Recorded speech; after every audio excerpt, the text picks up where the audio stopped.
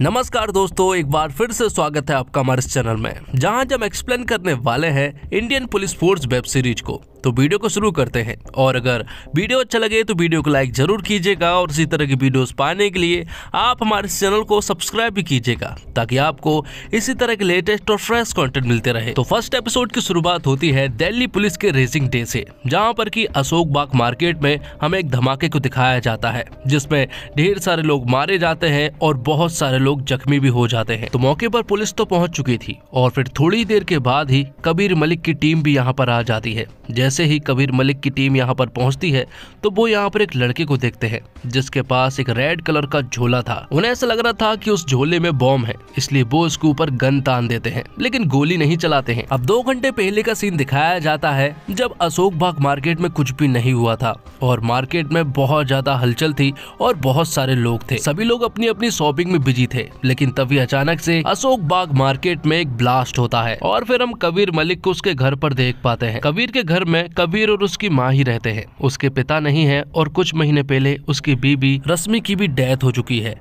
और कबीर अभी तक रश्मि से मूव ऑन नहीं कर पाया है। और आज क्योंकि दिल्ली पुलिस का रेसिंग डे है, इसलिए उसने वर्दी पहनी थी। अब वो दोनों जब बात कर ही रहे होते हैं कि तभी कबीर के पास एक कॉल आता है और उसे अशोक बाग मार्केट में ब्लास्ट के बारे में बताया जाता है। तो कबीर तुरंत ही अशोक बाग मार्केट के लिए निकल पड़ता है, जिसके बाद कबीर के सीनियर विक्रम बख्शी की फैमिली को दिखाया जाता है, जहाँ पर कि उसकी फैमिली में उसकी बीबी और उसका 10 साल का बेटा आयुष है। तो अब वो लोग भी जब बात कर ही रहे होते हैं कि तभी कबीर का कॉल जो है वो विक्रम बख्शी के पास आता है और वो उन्हें तुरंत ही अशोक बाग मार्केट के बारे में बताता है कि वहाँ पर ब्लास्ट हो गया है। अब आगे इंडिया गेट के सीन दिखाया जाता है, जहाँ पर कि हम 2 बच्चों को बैठा हुआ देख पाते हैं और वो यहाँ पर कुछ बातें कर ही रहे होते हैं कि तभी उनकी नजर पड़ती है यहाँ पर एक बॉम्ब पर। उस बॉम्ब को देखने के बाद वो बच्चे जो है वो उस बॉम्ब को हाथ में ले लेते हैं और दूसरा बच्चा जो है वो यहाँ पर खड़े कांस्टेबल को बुलाने के लिए चला जाता है। और कांस्टेबल जैसे ही उस बच्चे के हाथ में बॉम्ब देखता है तो कांस्टेबल तुरंत ही हेडक्वार्टर कॉल लगा देता है। अब सीन प्रेजेंट में पहुंचता है, जहाँ पर कि हम कबीर की टीम को अशोक बाग मार्केट में देख पाते हैं, जहाँ पर कि वो बच्चा खड़ा हुआ था,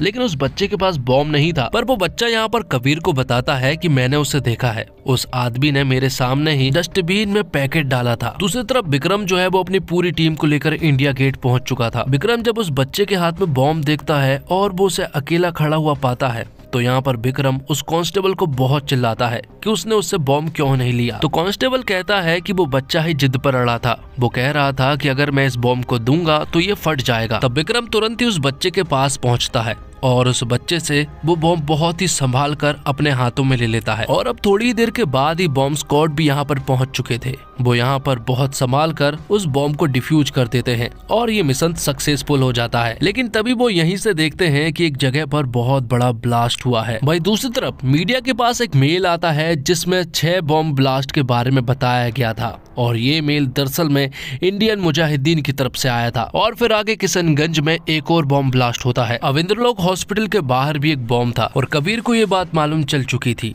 तो कबीर अपनी पूरी टीम को लेकर वहां पर पहुंच चुका था। बॉम्ब स्क्वाड भी यहाँ पर नहीं पहुंच पा रहे थे क्योंकि उनके पास बहुत सारे कॉल जा रहे थे बॉम्ब ब्लास्ट के बारे में। तो कबीर यहाँ पर देखता है कि कार में बॉम्ब है और बाजू में ही हॉस्पिटल है और हॉस्पिटल के आईसीयू वार्ड में बहुत सारे पेशेंट है। तो अब कबीर जब कार के अंदर देखता है तो उसे मालूम चलता है कि बॉम्ब जो है वो स्टीयरिंग से कनेक्टेड है और स्टीयरिंग पूरी तरह से लॉक है। तब कबीर के दिमाग में एक आइडिया आता है और वो उस कार को टक्कर मारते हुए एक वेयरहाउस की तरफ ले जाता है जो कि एकदम खाली है। तो कबीर उस कार को उस वेयरहाउस के अंदर भर देता है और तभी वहाँ पर एक बहुत बड़ा ब्लास्ट हो जाता है, जिसमें किसी तरह की कोई हानि नहीं हुई थी क्योंकि वो वेयरहाउस एकदम खाली था। अब दिल्ली हेडक्वार्टर में सारे पुलिस वालों को बुला लिया जाता है और सभी को बता दिया जाता है कि आखिर दिल्ली में चल क्या रहा है। तो विक्रम यहाँ पर सारी पुलिस फोर्स को अलर्ट कर देता है और जिस पर भी शक है उन सभी को उठाने को कहता है। भाई, इस छोटे से बच्चे के द्वारा उस आदमी का स्केच भी बनवाया जा रहा था जो उस बच्चे ने अशोक बाग मार्केट में देखा था। तो आगे कबीर और विक्रम जो है वो कुछ खबरियों को उठाने के लिए पहुंच जाते हैं, जिसमें वो सबसे पहले तौफीक नाम के एक आदमी को उठाते हैं और उससे पूछताछ करने लगते हैं, लेकिन वो उन्हें कुछ भी नहीं बता रहा था। तब गन की नोक पर जब उससे सवाल पूछे जाते हैं तो वो उन्हें बताता है कि कुछ दिन पहले यूपी बॉर्डर से 4 लोगों ने बॉर्डर क्रॉस की थी। वो कौन है ये तो नहीं मालूम, लेकिन वो दिल्ली में आने के बाद गायब हो गए। जिसके बाद आईपीएस ऑफिसर बंसल सर को दिखाया जाता है। विक्रम यहाँ पर उन्हें सारी इन्फॉर्मेशन बताता है और उनसे कहता है कि कुछ महीने पहले जब गुजरात में धमाके हुए थे वही पैटर्न दिल्ली में भी फॉलो किया जा रहा है और हमारे पास कोई भी इंटेल नहीं थी, जिस वजह से हम पहले से सतर्क नहीं रह पाए और फिलहाल हमारे पास सिर्फ एक ही सस्पेक्ट है और उसका स्केच हमारे पास है, जो स्केच उस छोटे से बच्चे ने बनवाया था। अब हमें वही आदमी दिखाया जाता है जिसका नाम जरार है। तो जरार जो है वो दिल्ली में एक घर में किराए से रहता है, जहाँ पर उसने अपनी पहचान बदल ली है। यहाँ उसका नाम हैदर है। और फिर थोड़ी देर के बाद नफीसा चाय लेकर जरार के पास आती है। जरार जो है वो नफीसा के घर में ही रहता है। नफीसा और जरार के बीच में अच्छी दोस्ती भी है, दोनों एक दूसरे से बहुत बात करते हैं और कहीं न कहीं दोनों एक दूसरे को पसंद भी करते हैं। तो जरार जिस मकान में रहता है वहाँ के मालिक सईद जो है वो भी यहाँ पर जरार के साथ मिले हुए हैं और उन्हें जरार की सच्चाई के बारे में भी मालूम है। और नफीसा का एक छोटा भाई भी है जिसका नाम मोइन है, लेकिन वो इन सब के बारे में कुछ नहीं जानता। और पहला एपिसोड यहीं पर खत्म हो जाता है। अब सेकंड एपिसोड की शुरुआत होती है जिसका नाम है वन रॉन्ग कॉल। तो एपिसोड की शुरुआत में हम फ्लैशबैक में कबीर और उसकी पत्नी रश्मि को देख पाते हैं, जहाँ पर कि हमें मालूम चलता है कि रश्मि और कबीर एक दूसरे से बहुत ज्यादा प्यार करते थे, लेकिन किसी बीमारी के चलते रश्मि की डेथ हो चुकी थी, जिस वजह से कबीर उससे अभी तक मूव ऑन नहीं कर पाया है। लेकिन कबीर और कबीर की माँ उसे हमेशा मिस करते रहते हैं। जिसके बाद सीन शिफ्ट होता है बंसल सर की तरफ, जहाँ पर कि एक वेयर हाउस में बहुत सारे एविडेंस कलेक्ट किए गए थे, जहाँ पर कि बंसल सर विक्रम से कहते हैं कि हमने एक टीम को तैयार किया है, उस टीम को तुम ही लीड करोगे और उस टीम में तुम्हारे साथ तारा सेठी भी रहेगी। तारा सेठी दरअसल में गुजरात के एक ATS ऑफिसर है और उसने गुजरात वाले केस को भी संभाला था। तो तारा सेठी जैसे यहाँ पर आती है तो हमें मालूम चलता है कि विक्रम तो तारा सेठी को पहले से ही जानता है और उन दोनों के बीच में कुछ खास तो नहीं बनती है। दोनों एक दूसरे से हमेशा ही जवान लड़ाते रहते हैं। उन दोनों की बहस को देखते हुए बंसल सर विक्रम से कहते हैं कि अच्छा यही होगा कि तुम दोनों आपस में कोऑपरेट करो। अब बंसल सर के चले जाने के बाद हम तीनों को देख पाते हैं, जहाँ हमें मालूम चलता है कि भले ही उन दोनों की बहस होती हो लेकिन वो अच्छे दोस्त भी हैं। और तारा सेठी जो है वो अपने ऊपर एक बुक भी लिख रही है। ये बात यहाँ पर कबीर ने तारा सेठी से कही थी और ये बात विक्रम ने कबीर को बताया था और विक्रम ने तारा सेठी को लेकर कबीर को कुछ भी अच्छी बातें तो नहीं बताई है। अब सेठी यहाँ पर विक्रम से कहती है कि मेरे पास एक बहुत बड़ी इन्फॉर्मेशन है। वो यहाँ पर उसे बताती है कि अहमदाबाद के एक लैंडलॉर्ड से हमें कुछ इन्फॉर्मेशन पता चली। जब वहाँ पर ब्लास्ट हुए तो ब्लास्ट के 2 दिन बाद ही वो चारों लोग वहाँ से चले गए और बहुत इन्वेस्टिगेशन के बाद हमें एक ही आदमी के बारे में मालूम चल पाया जिसका नाम सदाब है। और बहुत डिफिकल्टी के बाद जब उसका नंबर भी ट्रेस किया गया तो उसने दिल्ली से अजमेर भी कॉल किया था, मतलब कि वो लड़का दिल्ली में ही है। तो अब सदाब के नंबर को ट्रेस पर डाल दिया जाता है, जिसके बाद हम उन्हीं लड़कों को देख पाते हैं जिन्होंने ये ब्लास्ट किया और जो कि जरार के साथ काम करते हैं। उनके दरवाजे पर जरार भी आता है और जैसे ही वो अंदर आता है तो वो उनसे कहता है मिशन पूरी तरह से सक्सेसफुल हुआ है और पूरी दुनिया तुम्हें बधाई दे रही है। जिसके बाद जरार उन लड़कों से सदाब के बारे में पूछता है, जो कि अंदर सो रहा था क्योंकि उसे बुखार है।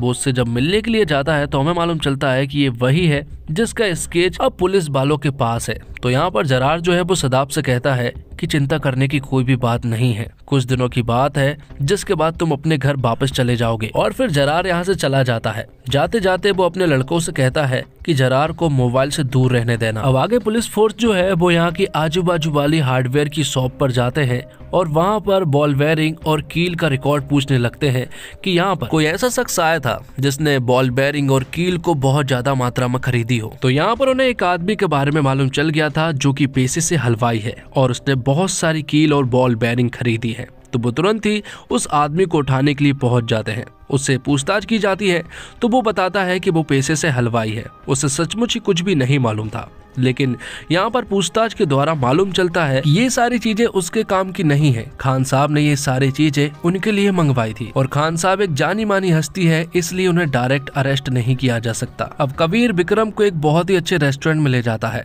जहाँ पर कि कबीर विक्रम को बताता है कि यह रश्मि की फेवरेट जगह थी, उसे ये रेस्टोरेंट बहुत पसंद था। जिसके बाद कबीर विक्रम से तारा सेठी के बारे में पूछने लगता है। तो विक्रम बताता है कि तारा और मैं सेम बैच में थे और हमारा एक और दोस्त था जिसका नाम जगताप है और वो अभी रॉ में है और उसके बारे में ज्यादा कुछ नहीं बता सकता क्योंकि ये प्रोटोकॉल के खिलाफ है। अब थोड़ी देर के बाद बंसल सर यहाँ पर आ जाते हैं और विक्रम उन्हें खान साहब के बारे में सारी इन्फॉर्मेशन बताता है और वो उनसे कहता है कि अगर हमने खान साहब को अरेस्ट कर लिया तो जरूर हमें बहुत सारी इन्फॉर्मेशन मिल जाएगी। तो बंसल सर कहते हैं कि किसी भी सस्पेक्ट को बिना वारंट या फिर बिना सबूत के अरेस्ट करना ये प्रोटोकॉल के खिलाफ है। लेकिन बंसल सर कबीर से कहते हैं कि मैं जब तुम्हारी एज का था तब मैंने भी एक सस्पेक्ट को अरेस्ट कर लिया था और बाद में सॉरी बोल दिया था। तो तुम भी यही कर सकते हो। जो सुनकर दोनों ही खुश हो जाते हैं। अब आगे हम दिल्ली यूपी बॉर्डर पर जरार को देख पाते हैं, जो कि अपने मेन आदमी के पास कॉल करता है। वो आदमी जरार को उसके काम के लिए शुभकामनाएं देता है और कहता है कि जल्द ही मैं उसे आगे के मिशन के बारे में बताऊंगा। अब जरार अपने घर पहुंचता है,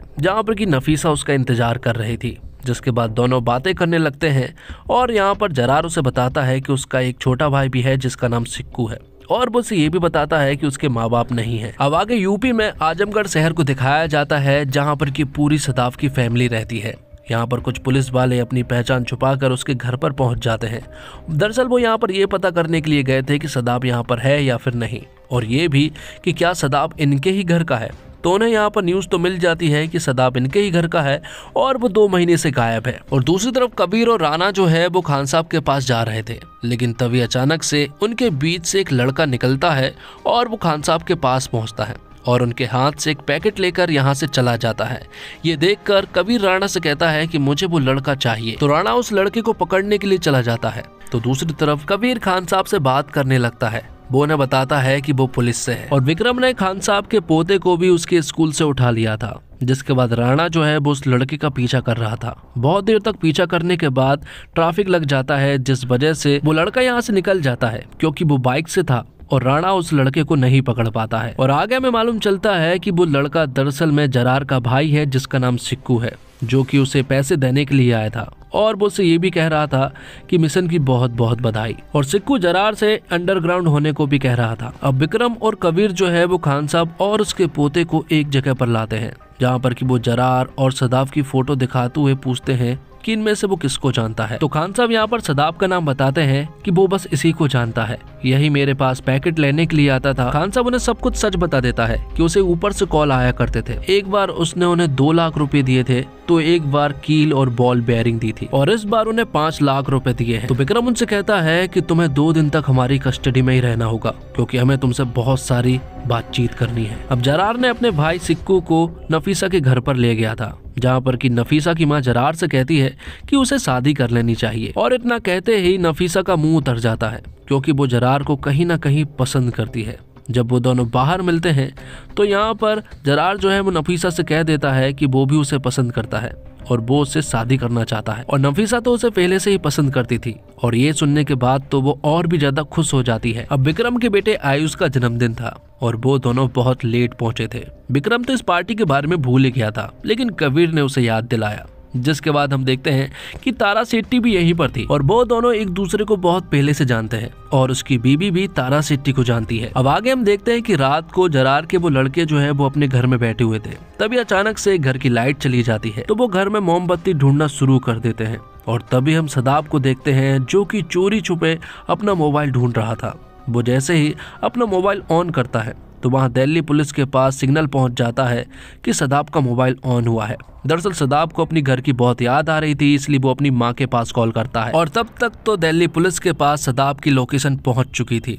और इसी के साथ सेकंड एपिसोड यहीं पर खत्म होता है। तो थर्ड एपिसोड की शुरुआत होती है, जिसका नाम है द हंट। तो एपिसोड की शुरुआत में हम एक औरत को देख पाते हैं, जो कि अपनी लड़की को खोज रही थी, जो कि एक लड़के के साथ भाग गई है। यहाँ पर एक आदमी उस औरत से कहता है कि सामने वाली बिल्डिंग में कुछ लड़के रहने के लिए आए हैं, उनसे जरूर पूछ लेना। जिसके बाद वो औरत जो है वो वहाँ पर पहुँच जाती है। उन्हीं में से एक आदमी दरवाजा खोलता है और वो कहता है कि हमने इस लड़की को कहीं पर भी नहीं देखा है। इतना बोलने के बाद वो औरत जो है यहाँ से चली जाती है, और यहाँ से निकलने के बाद वो औरत जो है वो सीधा कबीर के पास जाती है। मतलब कि वो औरत दरअसल में एक पुलिस वाली है, और उन्हें ये कंफर्म हो चुका था कि सदाफ के साथ साथ वो सारे लड़के वहीं पर मौजूद है। जिसके बाद कबीर अपनी पूरी टीम के साथ तैयार हो जाता है उस बिल्डिंग के अंदर घुसने के लिए। यहाँ दूसरी तरफ हम जरार को देखते हैं, जो कि उन लड़कों से बात करता है, और उन्हीं में से एक जरार को बताता है कि हाल ही में एक औरत आई थी, जो कि अपनी लड़की के बारे में पूछ रही थी। ये सुनने के बाद जरार को फौरन ही शक होता है, और जब वो खिड़की से बाहर देखता है तो उसे मालूम चलता है कि बाहर तो पुलिस उनका इंतजार कर रही है। मतलब कि अब जरार और उसके लोग जो है वो फंस चुके थे। तो विक्रम पूरी टीम को लेकर अंदर घुस जाता है, और कबीर और कुछ लोग बाहर ही खड़े थे। जिसके बाद वो लोग फायरिंग शुरू कर देते हैं, और इस फायरिंग में वो दरवाजा भी तोड़ देते हैं। जिसके बाद विक्रम भी उनके ऊपर फायरिंग करना शुरू कर देता है। इस मुठभेड़ में कुछ पुलिस वाले भी घायल हो जाते हैं, लेकिन जरार के कुछ लोग भी यहाँ पर मारे गए थे। बाहर से कबीर भी फायरिंग कर रहा था और उन्हें मुंह तोड़ जवाब भी दे रहा था। तभी जरार का एक लड़का जो है वो जरार से कहता है कि तुम्हारा जिंदा रहना जरूरी है, इसलिए तुम्हें यहाँ से चले जाना चाहिए। जरार भी उसकी बात मान लेता है और तुरंत ही खिड़की के रास्ते से बाहर कूदकर भागने लगता है, लेकिन विक्रम उसका पीछा करने लगता है। अब कबीर को अंदर घुसना था क्योंकि विक्रम जो है वो जरार के पीछे चला गया था। तो जरार का पीछा करते हुए विक्रम ने जरार को पकड़ लिया था। यहाँ पर उन दोनों के बीच में फाइट हो रही थी। तो वहीं अंदर सभी लोगों को मारने के बाद कबीर देखता है कि सभी लोग मर चुके हैं और सिर्फ एक ही लड़का बचा है, वो है सदाब। सदाब के हाथ में कोई गन नहीं थी, वो तो कोने में बैठकर रो रहा होता है और उसे देखकर कबीर समझ गया था कि ये वही है जिसकी फोटो तारा सेठी ने बताई थी। तो वहीं दूसरी तरफ विक्रम और जरार के बीच में फाइट हो रही थी। दोनों एक दूसरे को बुरी तरह से मार रहे थे, लेकिन तभी जरार यहाँ पर एक छोटे से बच्चे को देखता है और वो उसकी गर्दन को पकड़ लेता है। वो विक्रम से कहता है कि अगर उसने गोली चलाई तो वो इसकी गर्दन मरोड़ देगा और वो अपनी तरफ गन फेंकने को भी कहता है।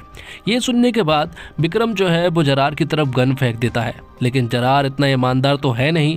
वो यहाँ पर विक्रम की तरफ गन की नली कर देता है और गोली चला देता है, जिसकी वजह से गोली जो है वो सीने में लग जाती है और जरार यहाँ से फरार हो जाता है। अब गोली की आवाज सुनते से ही कबीर यहाँ पर पहुँचता है। वो देखता है कि विक्रम बुरी तरह से घायल है, लेकिन विक्रम चाहता है कि कबीर जाके जरार को पकड़े। तब कबीर तुरंत ही जरार के पीछे पड़ जाता है। उसके हाथ में गन भी थी, इसलिए कबीर उसके पीछे डायरेक्ट नहीं जा सकता था, इसलिए वो धीरे धीरे छिप छिप कर जा रहा था।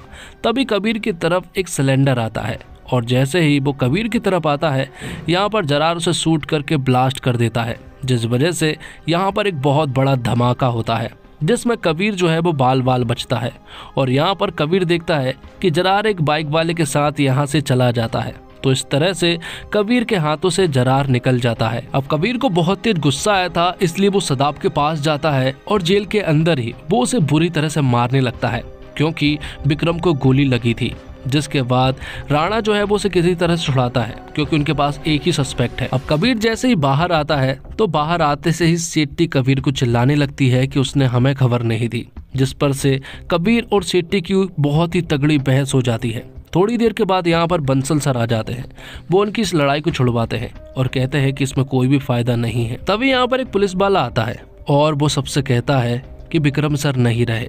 ये सुनने के बाद तो पूरा माहौल साइलेंट हो जाता है। सभी लोग हॉस्पिटल जाते हैं, जहाँ पर कि वो विक्रम की डेड बॉडी को देखते हैं। ये देखकर विक्रम की वाइफ को सबसे ज्यादा दुख हुआ था, और उनके बाद अगर सबसे ज्यादा दुख हुआ था तो वो हुआ था कबीर को, क्योंकि कबीर विक्रम को फैमिली मानता था और उसे बहुत ही ज्यादा बुरा लगा था। अब आगे सीन शिफ्ट होता है नफीसा के पास। यहाँ पर नफीसा के पिता जो है वो नफीसा से कहते हैं कि क्या उसके पास हैदर का कॉल आया था, जिस पर कि नफीसा मना कर देती है। दूसरी तरफ जरार और उसके छोटे भाई सिक्कू को दिखाया जाता है, जो कि ट्रेन में होते हैं। यहीं पर उनके पास एक औरत आती है जिसका नाम उनायजा है। वो यहाँ पर अपने मेन आदमी से बात करवाती है। वो आदमी यहाँ पर जरार से कहता है कि तुम्हें कुछ दिनों के लिए अंडरग्राउंड हो जाना चाहिए, क्योंकि माहौल अभी गर्म है।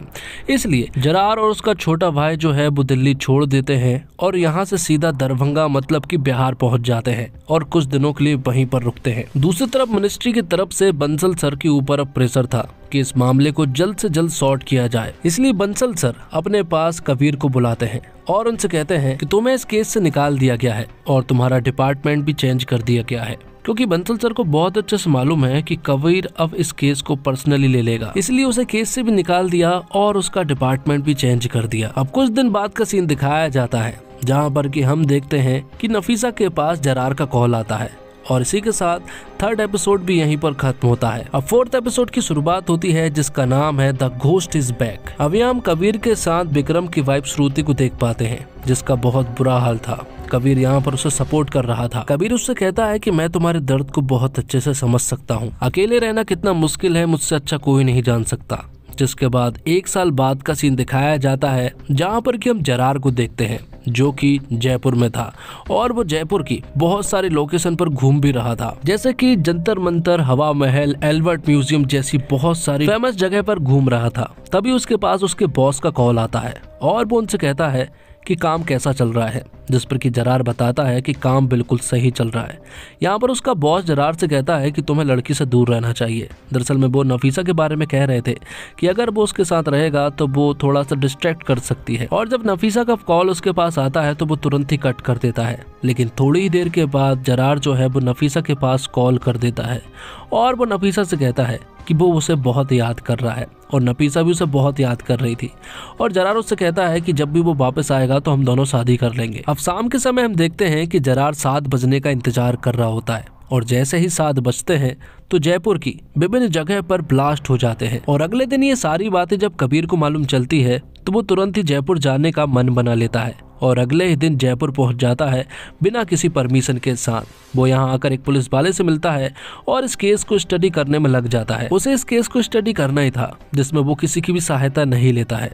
दूसरी तरफ हम देखते हैं कि जरार और नफीसा जो है वो शादी कर लेते हैं। एक तरफ तो जरार और नफीसा की शादी हो रही थी, वहीं दूसरी तरफ कबीर जो है वो इन्वेस्टिगेशन करने में लगा हुआ था। तभी उसके पास बंसल सर का कॉल आता है, और बंसल सर कबीर से कहते हैं कि मुझे बहुत अच्छे से मालूम है कि 1 महीने के अंदर तुम 8 बार जयपुर जा चुके हो।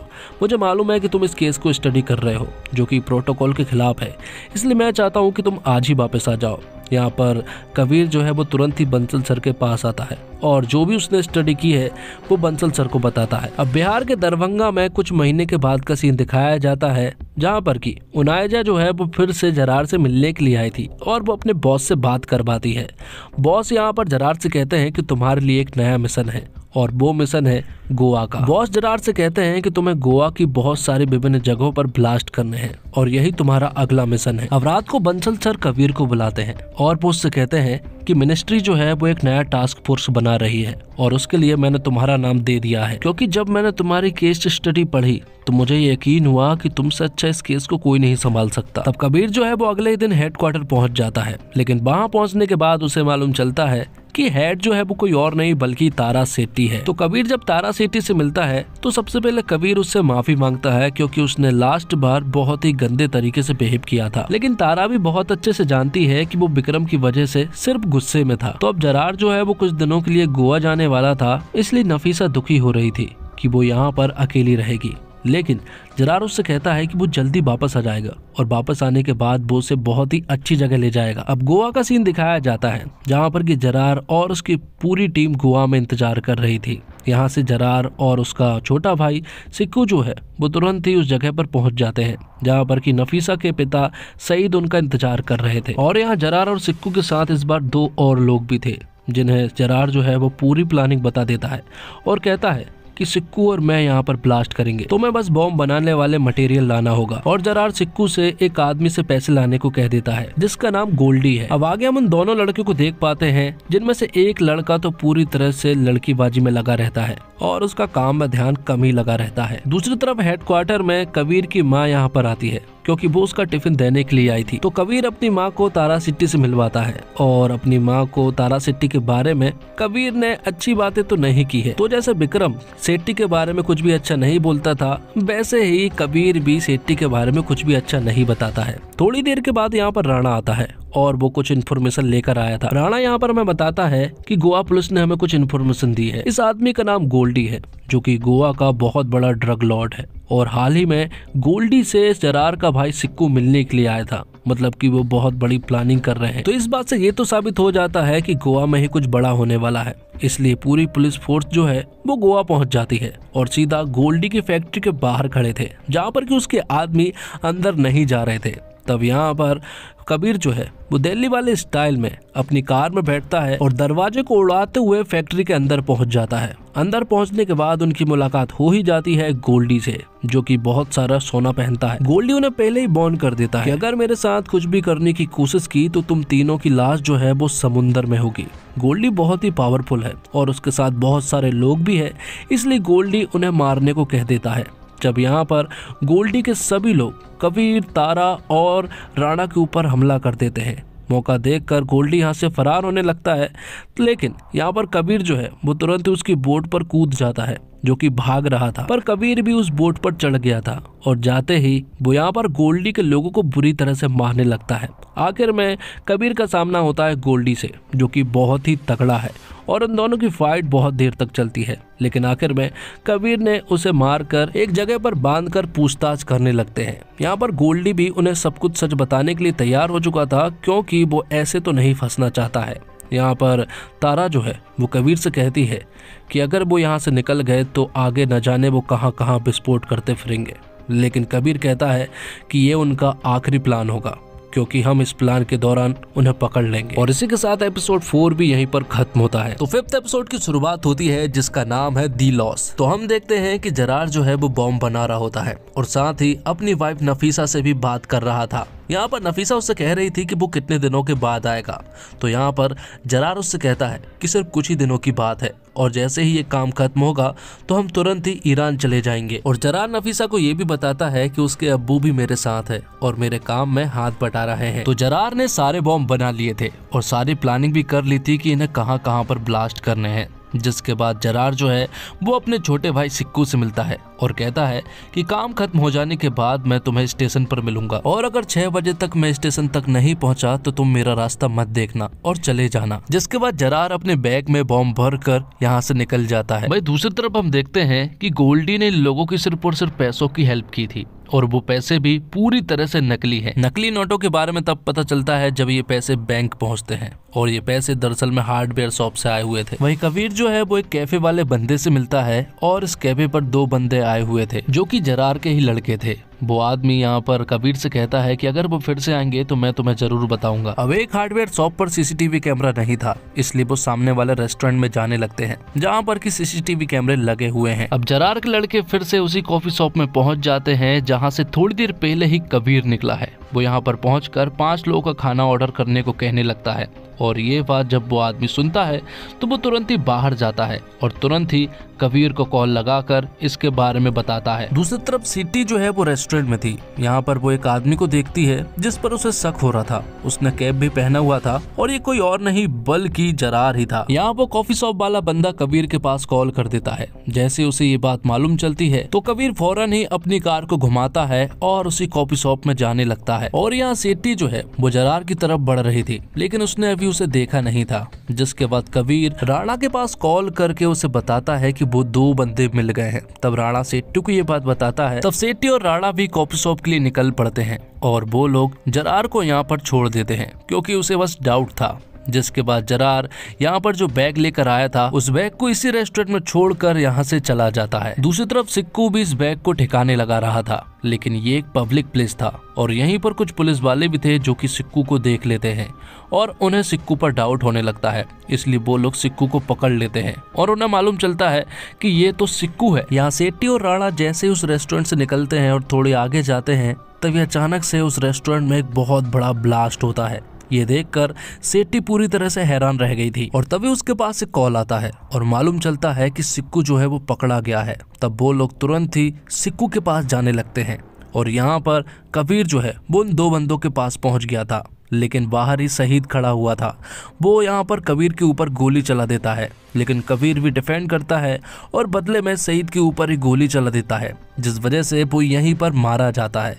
अब वो दोनों बंदे ये देखकर यहाँ से भागने की कोशिश करते हैं। वो काफी दूर तक भागते हैं, लेकिन कबीर उन्हें आगे जाकर पकड़ लेता है और अरेस्ट कर लेता है। यहाँ सेट्टी और राणा सिक्कू के पास पहुँचते हैं जिसे कुछ पुलिस वाले ने अरेस्ट कर रखा था और वो बैग भी यहीं पर रखा हुआ था। लेकिन मौका देखते ही सिक्कू यहाँ से भाग निकलता है और पुलिस उसका पीछा करने लगती है। अब राणा उस बैग को उठाता है, उसे मालूम है कि इसमें बॉम्ब है, इसलिए वो उसे समुद्र की तरफ ले जाता है और दूर फेंक देता है, जिससे कि ब्लास्ट तो हो जाता है लेकिन इसमें कोई भी मारा नहीं जाता है। अब यहाँ सिक्कू बेधड़क भागा जा रहा था, वो आजू बाजू भी नहीं देख रहा था, जिस वजह से एक कार एक्सीडेंट में उसकी यहीं पर मौत हो जाती है। दूसरी तरफ जरार ने सिक्कू को 6 बजे का टाइम दिया था। जरार ने सिक्कू से बोला था कि 6 बजे तक अगर वो ना पहुंचे तो यहाँ से वो निकल जाए, जबकि सिक्कू ही स्टेशन नहीं पहुंचा। यहाँ जरार ने सिक्कू का काफी देर तक इंतजार किया, लेकिन वो यहाँ पर नहीं पहुंचा। आखिर में उनाइजा जरार के पास आती है और वो उसे सिक्कू के बारे में बताती है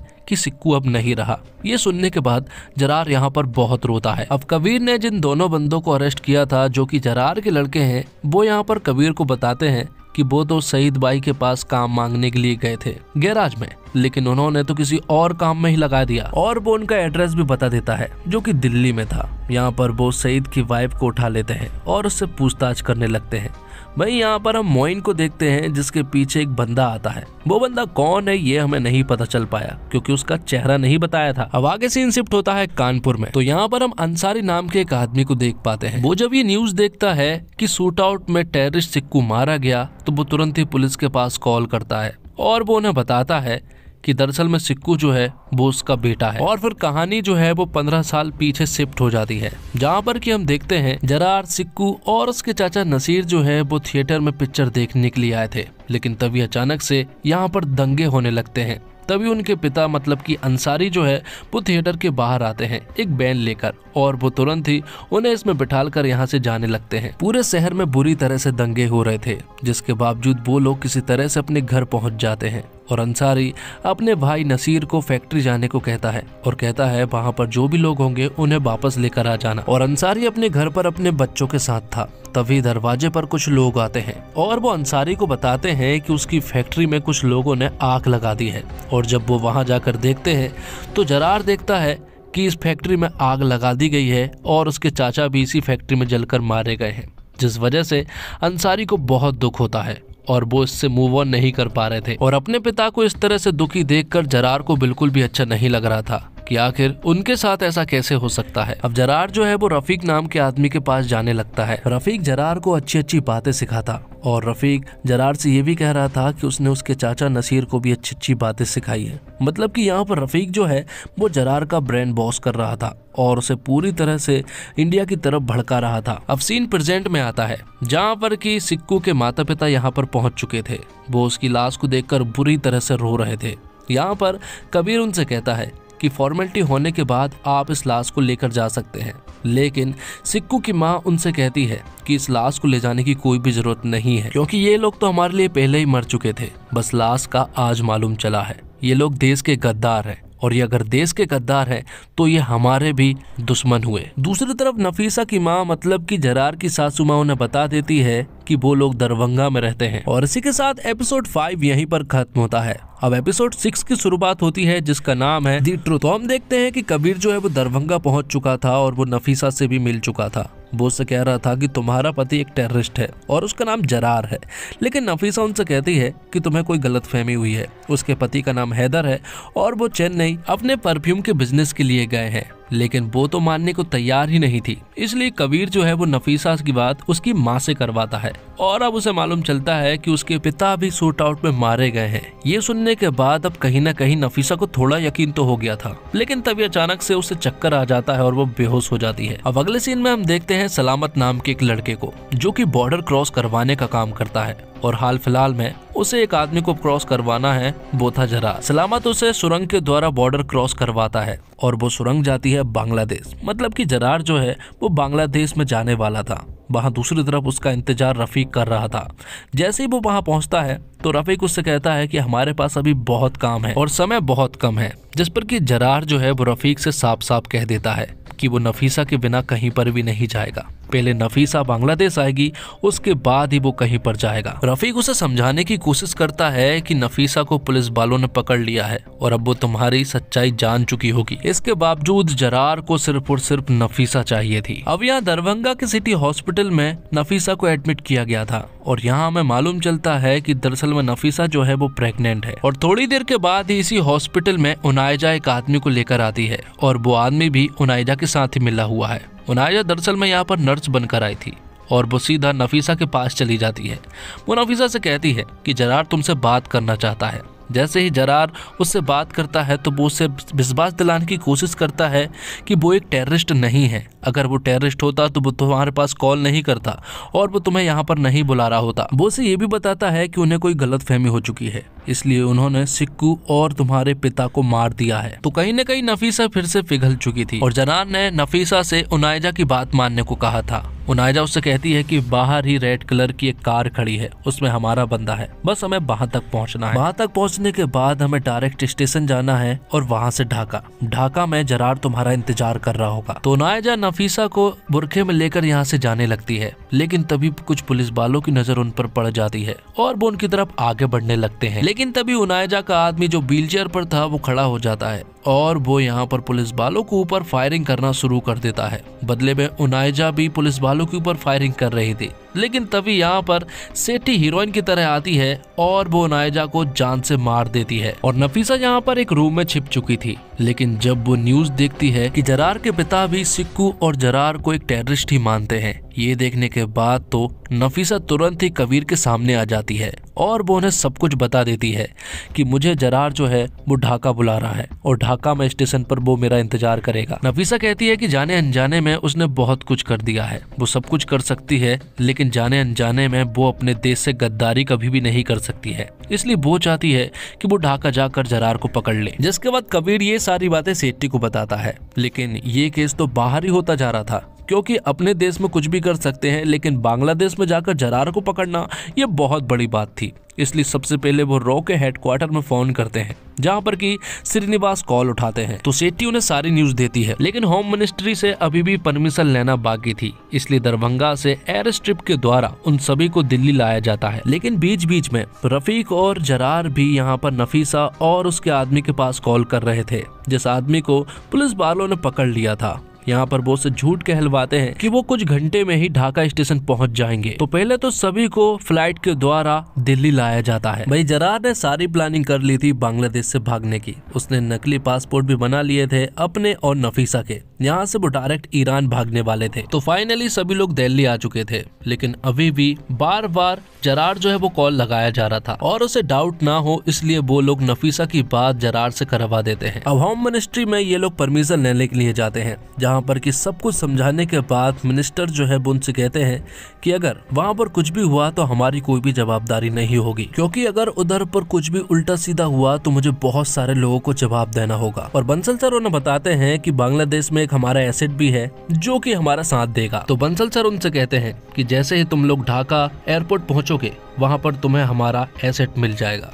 वो एसेट दरअसल में कोई और नहीं बल्कि जगताप सर होते हैं, जो कि रॉ के एजेंट है और वो विक्रम और सेट्टी के बैचमेट थे और वो फिलहाल ढाका में ही है और वही उनके एसेट भी। और इसी के साथ एपिसोड 6 यहीं पर खत्म होता है। एपिसोड 7 की शुरुआत होती है जिसका नाम है होम कमिंग। तो हम देखते हैं कि ढाका के लिए ट्रेन निकल चुकी थी और वह नफीसा ने जरार को बता दिया था कि वो ढाका के लिए निकल चुके हैं। तो वही यहाँ पर कबीर और राणा भी ढाका के लिए निकल चुके थे फ्लाइट के द्वारा। यहाँ पर एयरपोर्ट पर पहुँचने के बाद उनकी मुलाकात होती है जगताप सर से। अब उन्हें बस सिर्फ और सिर्फ ढाका की ट्रेन का टाइमिंग मैच करना था और ट्रेन पहुंचने के पहले ही उन्हें वहां तक पहुंचना था। अब सेठी उनके पास कॉल करके बताती है कि ट्रेन जो है वो ढाका स्टेशन किसी भी वक्त पहुंचने ही वाली होगी, तुम्हारे पास समय बहुत कम है, इसलिए तुम्हें जल्द से जल्द जाना होगा। तब जगताप सर सभी को लेकर तुरंत ही ढाका रेलवे स्टेशन पहुंचने लगते हैं और जब ये लोग रास्ते में जब अपनी कार में होते हैं तो तभी हम देखते हैं कि एक बहुत ही लंबा चौड़ा ट्रैफिक इनके सामने पड़ता है, मतलब कि आगे जाने का रास्ता पूरी तरह से ब्लॉक है। वहीं दूसरी तरफ हम जरार को देखते हैं जो कि ढाका रेलवे स्टेशन पहुंच चुका था और ट्रेन भी यहाँ पर आ चुकी थी।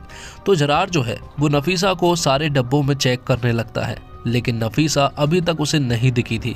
बहुत देर तक ढूंढने के बाद उनकी नजर पड़ जाती है एक ऐसे इंसान पर कि उनकी आंखें फटी रह जाती है और वो आदमी कोई और नहीं बल्कि कबीर था। और जगताप और राणा भी यहीं पर मौजूद थे और उन्होंने जरार को घेर लिया था। तभी यहाँ पर उनके बीच में शूट आउट होना शुरू होता है। दोनों ही एक दूसरे के ऊपर बुरी तरह से फायरिंग कर रहे थे और इन गोलियों को सुनने के बाद पूरे ढाका रेलवे स्टेशन पर भगदड़ मच चुकी थी। तभी रफीक के पास एक कॉल आता है और उसे मालूम चलता है कि नफीसा रेलवे स्टेशन पर नहीं आई है, उसे तो पुलिस वालों ने पकड़ लिया है। तब रफीक ये बात बताने के लिए तुरंत ही जरार के पास जाता है कि नफीसा स्टेशन नहीं आई है, उसे तो पुलिस वालों ने पकड़ लिया है, अच्छा यही होगा कि तुम यहाँ से भाग जाओ। तो मौका देखकर जरार यहाँ से भागने लगता है और तभी बांग्लादेश की आर्मी भी यहाँ पर आ जाती है और रफीक जो है वो यहीं पर फंस जाता है। वहाँ जरार जब भागने की कोशिश करता है तो कबीर भी उसके पीछे पीछे चल पड़ता है, लेकिन जरार के पास कार थी इसलिए वो यहाँ से भाग पड़ता है। लेकिन पीछे से कबीर भी एक कार लेकर आता है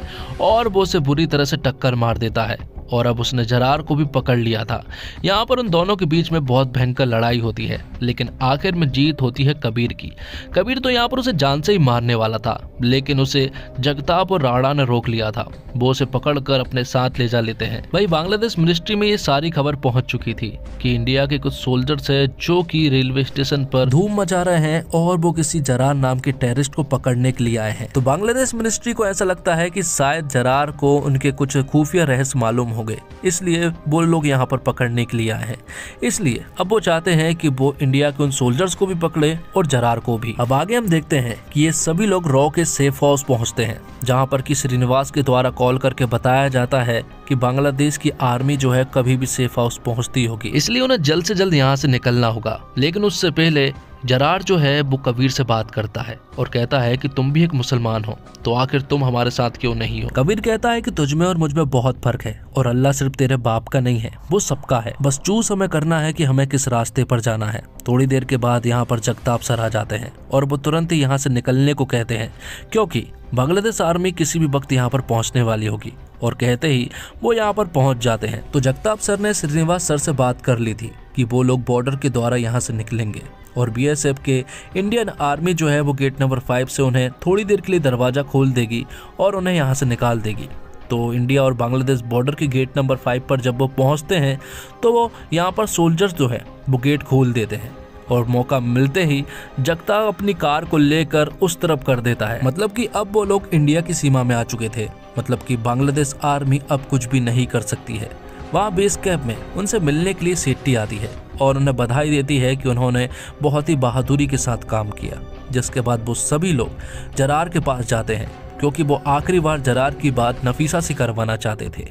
यहाँ पर जरार नफीसा से बात करता है और वो कहता है कि मुझे माफ़ कर देना, लेकिन नफीसा कहती है कि मैं तुम्हें कभी भी माफ नहीं कर सकती हूँ। तुम मेरे फीलिंग्स के साथ खेले कोई दिक्कत नहीं है, लेकिन तुम मेरे देश के गद्दार हो और इसके लिए मैं तुम्हें कभी भी माफ नहीं कर पाऊंगी।